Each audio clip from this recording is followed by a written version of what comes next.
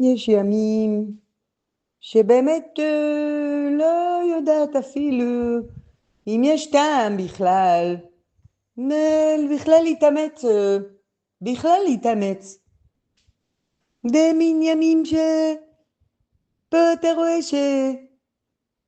אין, זה לא מצחיק. זה לא מצחיק, אני כאילו חשבתי יאללה, אני אגיד שגייסו אותי ואני אלך להציל את המצב. זה גייסו אותי וזה נעליים, הם יודעים שאני אעשה רק בלאגן.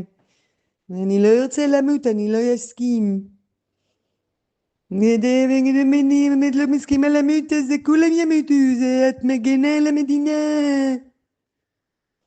באמת אין לי כוח לזה, נו, וגם איזה חברים עכשיו בפייסבוק שעשיתי להם unfriendly, שדיבר אליי לא יפה, שאני אמרתי שזה לא טוב חיילים ובכלל מלחמות ולמות ומה נהיה. אומר לי, מה אני יושבת במגדל השן שם בתל אביב. כאילו מה? כאילו בתוך מאמצע הסיפור מהביצה ותרנגולת אתה מתחיל. אז עכשיו זה מכיתה א' מלמדים פה שאנחנו חיים על חרבנו.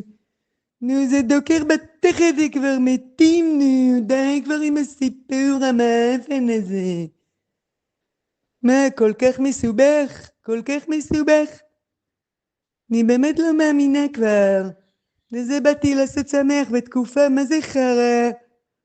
איך אני עושה שמח אנשים פה, באמת, מה זה? שמי שלא רוצה למות אומרים לו מהגניעה לך יא משתמט? מה, איפה זה נשמע דבר כזה אמא מגדלת את הילד שלה? די נו, אני לא יכולה כבר איתכם, מה קרה לכם? נו. מה, יש מישהו שזה לא אכפת לו? אני לא רוצה שכל הפודקאסטים שלי יהיו עצובים. אני רוצה שאנשים ככה בני 18 יצאו לחיים שלהם. יבלו, ייהנו. מה זה ככה? מה זה ככה? זה לא בסדר, נו, זה לא מצחיק. זה לא מצחיק. מכל מי שלא מסכים למות אני בעדך מותק.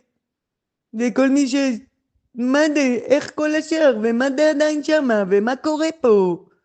כאילו אין כבר שום ערך לשום דבר לחיי אדם. וכל אלה שרוצים שאני אקצר, היידה, קחו הנה קצר, קחו. קצר, קצר ולעניין. די למלחמה, אוקיי? די! די!